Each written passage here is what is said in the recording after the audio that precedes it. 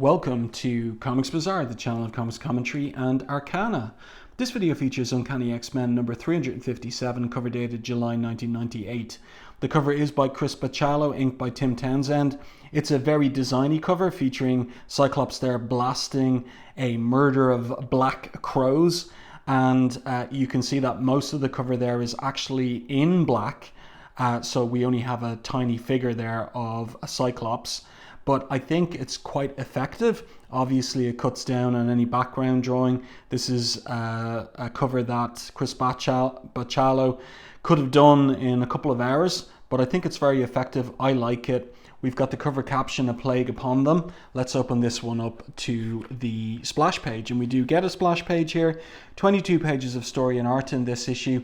"The Sky is Falling" is the title of the story, but you can see immediately that Bachalo is not the penciler of this particular issue. So there's a guest penciler, and we'll get to that after the splash page. So we have some third-person narration concerning the location of the action here. The city is Ptarmigan Creek, a quaint adjunct to Alaska's best-known metropolis, Anchorage. Until 4 minutes ago, it was a lightly populated, well-kept secret, a perfect balance of the conveniences of civilization and the stark beauty of untamed wildness. Wilderness local Inuit Indians considered so awe-inspiring as to be sacred ground, but that was 4 minutes ago. And now we have these crows and they're attacking the locals, and we have this Inuit here who is declaring that it is all down to an ancient crow god.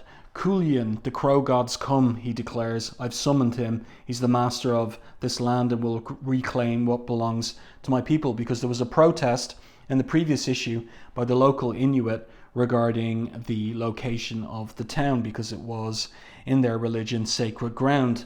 So let's turn the page and we will get our credits here. So you can see down here that the writer is Stephen T. Seagle and the guest artist is Dan Norton.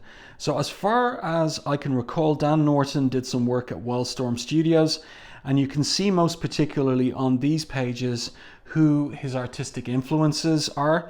So here clearly it is J. Scott Campbell, and here with this side profile of Warren Worthington, it's a little bit more like Joe Madureira. So the most popular artists at the end of the 90s are J. Scott Campbell and Joe Madureira, and Dan Norton is creating this synthesis of their styles in his work, and his work is very competent.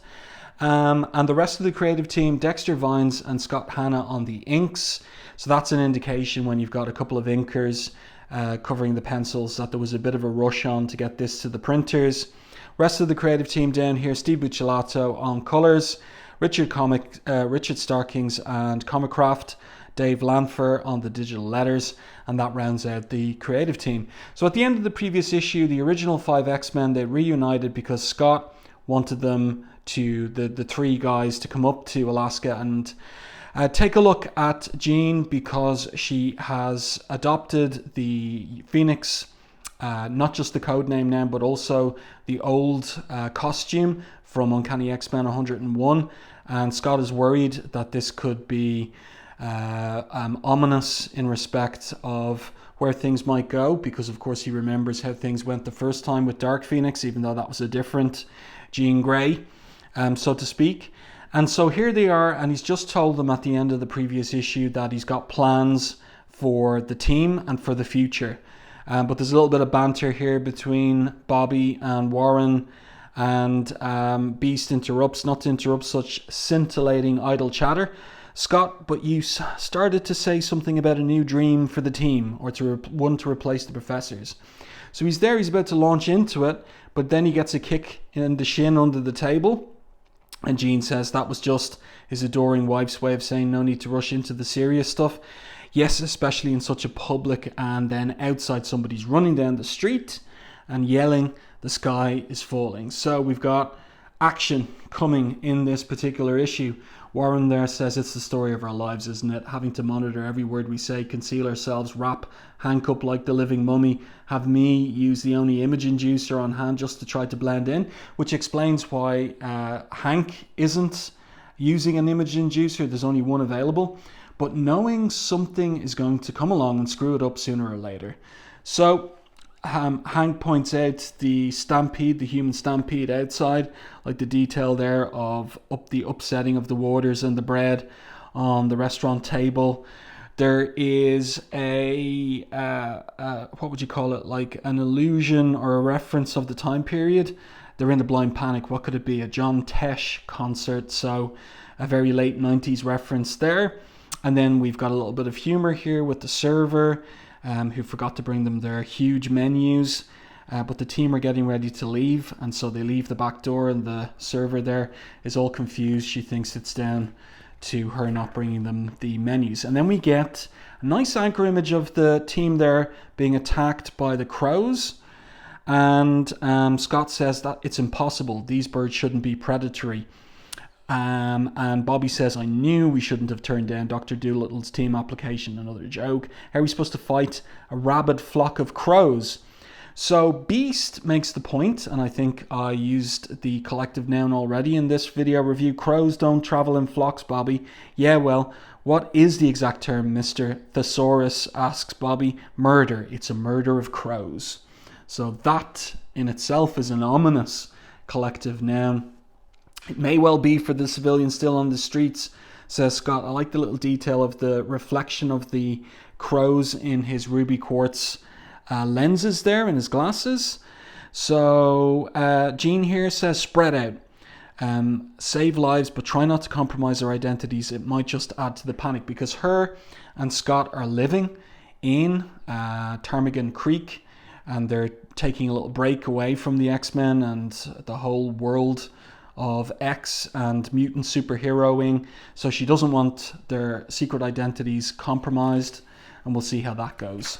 So let's turn the page. Without a thought, they move like the heroes they were born to be. Beast with the brute strength of many men, but the graceful agility of a trapeze artist. He lost his human appearance years ago, but he's not lost his humanity. So he saves this woman from the crows. Bobby here tells him to get her inside into the restaurant. He spies a mother and child, and he goes to their rescue, but he's obeying Jean's order not to reveal their mutant powers. So he uses this dentist's ad board here to swat the birds away. So that's all nicely done. Let's turn the page. And this is kind of an amusing panel where Scott is punching out the crows. That's pretty cool. And then he communicates psionically with Jean. There's too many of them. I have to fire at least one blast. But Jean's determined. I hear that, love, and no, you don't. Even if we weren't trying to retain our anonymity, you're under Doctor's orders not to use your powers. And that's all back to Operation Zero Tolerance and the bomb that Bastian had placed in Scott's stomach. So he's still recovering from the surgery involved in taking that bomb out and the trauma of it all. So Jean here is using a psi blast against the crows, but they come back at her again. So Bobby here is in shock when he sees the Inuit man, and he's saying, Kullian brings the sky down upon you all. He moves through me to steal the land back from those who stole it from him. Now, in the previous issue drawn by Chris Bachalo, the Inuit man, when he showed up mostly in silhouette and was really freaky and frightening, and there was a real ominous mood and tone to the previous issue. But with this penciler, Dan Norton, and I mean, he's doing a good penciling job, I just don't know that he's the right choice for this story, because I think after Bachalo, you need somebody who's going to continue with the horror movie vibes. Like we've got the kind of allusion here to Alfred Hitchcock's The Birds, and one character will make the allusion explicit later in the issue. And I just think that this is too cartoony. It kind of bursts the horror atmosphere. But in any case, Bobby here says, sounds like a bunch of claptrap from Time Life's Mystic World. books, but whatever. I'm just glad your not-so-self isn't a figment of my imagination, like Han kept saying, because he saw him twice in the previous issue. Now, stand right there, he says, because I swear, if you vanish again and leave me looking like a... And then Chris Miller, who is the local sheriff, arrives, and of course the Inuit is gone. He pulls out his shotgun, starts blasting away at the birds. This will take care of it. Yeah, these crazy birds have been lighting all over the city tonight, he says to Scott. They just need a scare to keep them moving on. Let's turn the page and see if that works. He says there, don't know why they're doing it though. I'm guessing it's overbreeding, lack of food because of these late snows, or just some misrouted migration. Now this is interesting because we're going to get a number of potential explanations for the crows and what they're up to in this particular story. And that's an interesting aspect of Steven Seagal's story, and I'll talk more about it towards the end of the review. And you can see here the conflict or the variety of explanations in tension with each other, where Bobby's determined. You've got it all wrong. I'm telling you, it's the Indian guy. He said he summoned an ancient crow god. So Chris here finds that laughable. Listen, you New Yorkers, you might get your Magneto and your Dr. Dooms in New York, but this is Anchorage. Closest thing we've got to a supervillain is Councilman Shockley. But Bobby is insistent. I'm telling you, it was him. He had these weird masks at first, then this pellcoat, and Chris replies, the sheriff replies, I know who you're describing. Moonwolf, he calls himself. Crazy loon, that guy. He claims he's responsible for everything. Said he's the god of ice and snow. Said he was the Unabomber, even 3 days after they caught him. And then something interesting happens here. There's an interesting panel where everybody's in silhouette. And you can just see wings sprouting from the back of Warren Worthington there. And there his wings pop out from beneath his coat. And Chris spots it. And then Warren starts whistling a tune like nothing happened. And of course, it's a sheriff, like it's a police officer. They're observant generally. Warren there still whistling away, pretending nothing happened. And Chris says to them, I better get back to work. I suggest you folks stay inside tonight. Might be safer. So let's continue.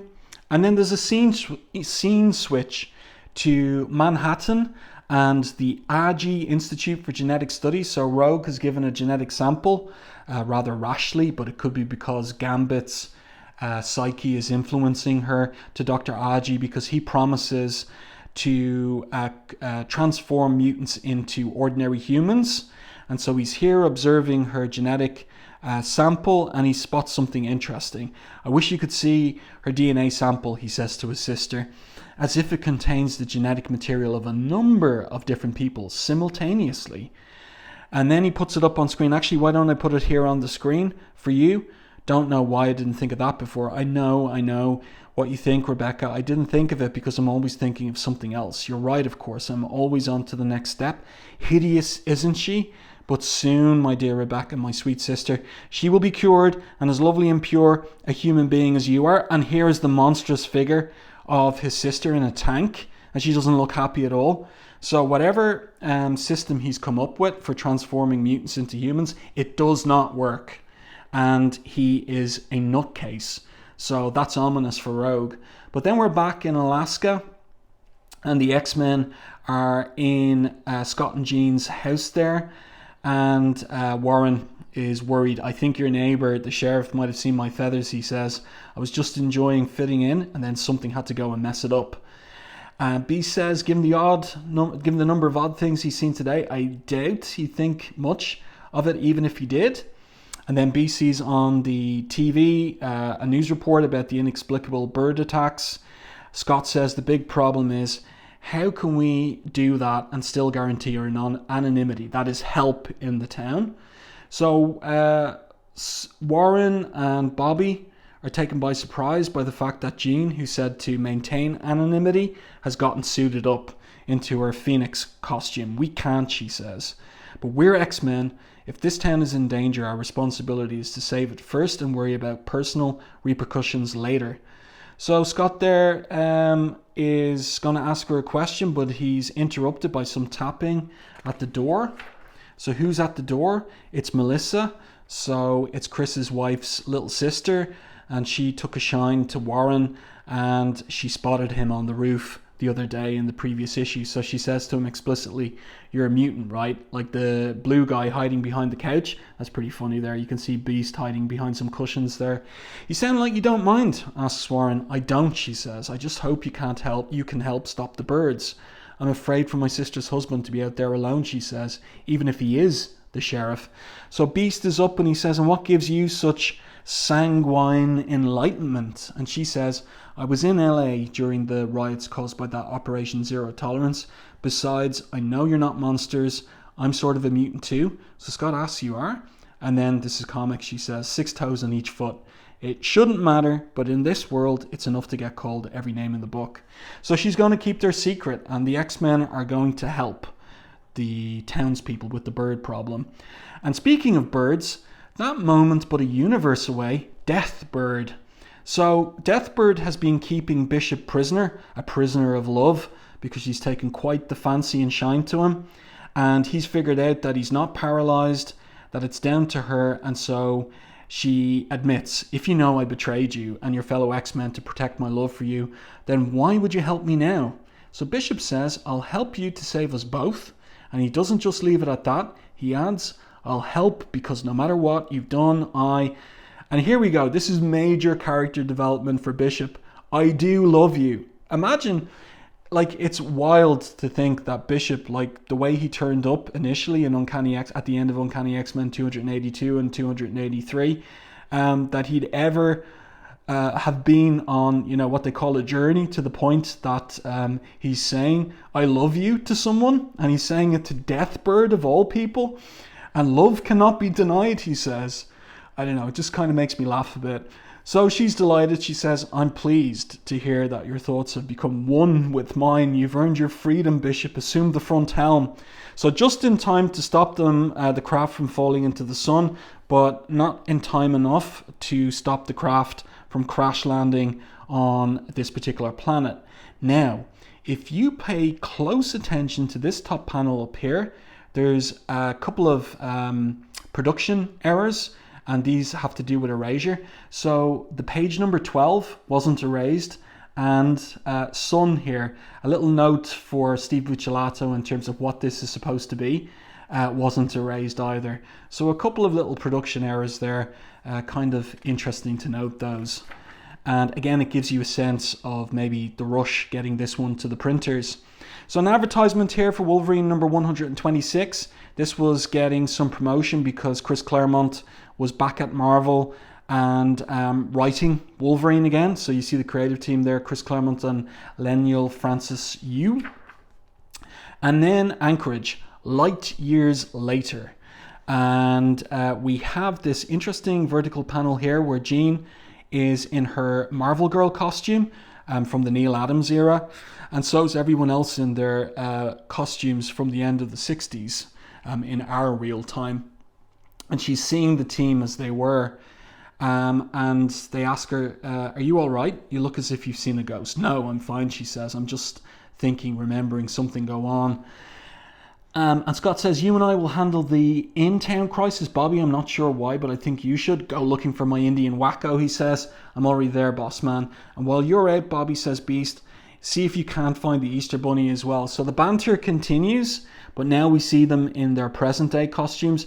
And also this little interesting indicator that Jean is using the Phoenix powers with this little Phoenix symbol here. Coming out of the bubble around her head when she's using her TK, her telekinesis. So good luck, team, says Scott. "I don't know why things like this always seem to find us, but I do know. We were once the X-Men. I'm confident we can beat this." And B says, "Once, we will always be the X-Men." So you can imagine some soaring music to complement that if this was a film. And then we pick up with Iceman. So he's gone back to that totem pole near where they crashed into the moose in the previous day in the previous issue, in order to see if he can find the Inuit, and he does find him. So the Inuit sees him and asks him, "Are you an emissary of the Kulyan, the crow god? Come to reward me, your humble servant." So Bobby's thinking to himself, or rather he says, "If by emissary you mean X-Man, and if by reward you mean carry away in my eye slide, then yeah, I'd say you got it right all the way around." So off he goes. There's some locals there observing what's going on outside. They're fascinated by it. And up here we have, I think it might be the sheriff observing too. A winged man. They must be mutants, says the deputy. This is the most incredible thing I've ever seen. Every blight of the lower 49 finds its way up here sooner or later. So that's the degree of latitude. So then we pick up with Angel and Beast, and they fly over this factory that's dumping toxic waste into the river. And they kind of figure that they see the birds bathing in the toxic waste and drinking it. And they kind of figure that maybe that's the reason why the birds have gone mad. And it's Beast here who makes the allusion to the birds. Explicit paging Mr. Hitchcock. White courtesy telephone, please. Let's continue here. So then we pick up with Cyclops and Phoenix, and there's another little late 90s TV reference here to the X-Files. So Scott is kind of skeptical about what's going on. He says, despite the things we've seen in our time as X-Men, I still think this is something far more natural than mystical.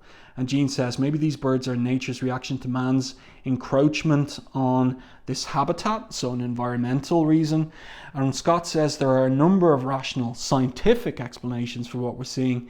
Maybe the birds have been thrown off their migratory patterns by weather events like El Nino, and Jean says, you become so Scully, spelled wrong, since you started watching the X-Files. There's your late 90s reference.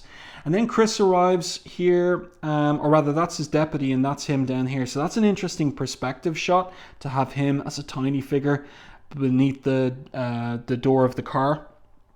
So he spots Scott and Jean, or rather Cyclops and Phoenix, because he doesn't seem to recognize them as Scott and Jean as neighbors. Head for adequate cover, officer, says Cyclops. We're here to help. And Chris replies, I don't know where you came from, but we don't need your type of help around here. Wild birds or not, I'm the sheriff, and there's nothing I can't handle that a bunch of muties. And of course, muties is a slur, a bigoted slur against mutants. So, Chris has been a very friendly guy to Scott and Jean, but this reveals that he's got a tinge of prejudice and bigotry against mutants. And then that'll get resolved in the upcoming pages. So Scott and Jean running here to help him because he's getting devoured by the birds. Interesting layouts here as well, and the choice to have this panel all in silhouette and this in a reverse silhouette. So all the cawing of the birds there. They managed to bring the two police officers to shelter. And who are those costume folk, Sheriff? Avengers, asked the old man. Mutants, probably, helping because they caused this, feel guilty. And the old woman says, not a very charitable thing to say about people who just saved your life, son. So he gets it and he says, saved my... Oh, yeah, I guess it isn't. Okay, so he's kind of contrite there. Jean here using her... See the phoenix kind of symbol there? That Dan Norton is drawing in when she's using her power. I'm trying to psyblast the birds, she says to Cyclops, and send them back like I did the first time we came up against them. But something on the side plane is hampering me. Now that's interesting. And the birds seem to be organizing themselves more, resisting my efforts. So Scott asks, what about the others? Iceman was on his way, but impossible. Here's the mechanical crow. So we've seen this mechanical crow a few times as well. What is it? I don't know yet, she says as she follows it as it flies away. I just singled out a bird with no psionic register whatsoever. Something's up with this one. Maybe it's the leader. I'll tell you once I've... And so she catches it. And then Angel and Beast arrive, and they've got a huge swarm of crows behind them. Scott is blasting away, but it's painful to him when he does it. And Angel and Beast here are saying they'll cover him, but he says he's fine. Iceman arrives with the Inuit, and he slips out of his pelt jacket. Coolian the Crow God stands tall in this place, he says. So Scott sees something that worries him, and it's this. So what do we call this? A murmuration of a murder of crows, and it looks like it's forming a humanoid figure with wings. And the Inuit says here, standing on the hill, he comes to say this land was our land before it was your homes. He comes to say you are borrowers of this place, not its owners. He comes to say return what is not yours or perish. So Beast is astonished. Am I seeing things, he asks. And Scott says, if you are, I'm sharing your hallucination. But is it intentional? Or is it just a mass coincidental form? Iceman says it's huge. Looks like our only good offense now is going to be a good defense. Stay low and I'll cover you. But Scott is determined we've got to stop this now. And this gives us our cover image when I turn the page. So here you see everybody struggling against the crows to try to save humanity. And he lets rip with a massive optic force blast. He's determined to stop them at any cost, even though it's painful. And of course, that's the mark of Cyclops as a hero. And as I said, this is our idea for the cover. And we're coming towards the end now. So he collapses on the ground. Jean rushes over to aid him. He's okay though. He'll be fine. He needs some time to recover. And Chris emerges with his arm in a sling and his head bandaged, or rather it's his deputy, sorry. The sheriff wanted me to apologize for what he said before and to thank you. You saved his life. And Jean says, that's what we do. And just at this moment, Iceman thinks he's going to reveal who was behind everything. Look, I can prove it was this guy controlling those birds, he says. So he pulls at the guy's medicine bag. And the guy calls it a bag of enchantment. You hear that? Bag of enchantment? That's how he was safe from those birds. This bag is full of bird seed. But I know it was him. I know it was him, says Iceman. So here we go. There's all these possible explanations. And this is really is a bit like an episode of the X-Files. Actually, it might not be any of those things, says Warren. Angel, and Beast says, Angel and I discovered chemical pollutants leaking into the bird's primary water source just out of town. They may have resulted in acute environmental poisoning, evidencing as manic psychosis in the birds, i.e. the birds went crazy. And Scott asks, but how would that explain the amassed bird form? And the deputy says, no offense, but the sheriff said we didn't have the birds here until we had you mutants. So Beast says it's possible that one, two, all, or none of these events are responsible for the birds. The universe is driven by complex causality, not simple. It's fear that makes us look for the easiest explanation to our problems. And then this civilian says, like blaming those who are different from us for our troubles. Though these people saved all our lives and we should be thankful for it. So it's kind of like a moral lesson coming through the end of this issue. Beast is happy with that. A little reason in Storm of Chaos. But Iceman is still insistent that it was the Inuit that was behind it all. So no one believes my Indian guy's story. I wouldn't say nobody. And then this ending is kind of a little bit ambiguous. So there's this mystical smoke emerging from the eyes of the Inuit. And what is this? It's like a crow spirit comes out of him. Is that what we're seeing here? And then the mechanical crow, or this crow, has a laugh and calls it the end of the story. It's kind of a weird ending to this story, but I do like the idea that there are multiple possible explanations, like an like an episode of X-Files. There's rational explanations possible. There's supernatural explanations possible. Which one is it? And there you go. And we have one page of letters here. People very happy with Chris Bachalo's art and comments on issues 353 there, 350 there. Next issue, Bishop and Deathbird face alien armies and battle for freedom, and Bachalo and Tim Townsend are back on the art duties. So I do hope that you enjoyed this review and commentary on Uncanny X-Men number 357. Let me know your thoughts on this one in the comments section. If you enjoyed my review and commentary, please like and share the video. It really does help the channel. And if you haven't done so already, subscribe to the channel and stay tuned for more content like this.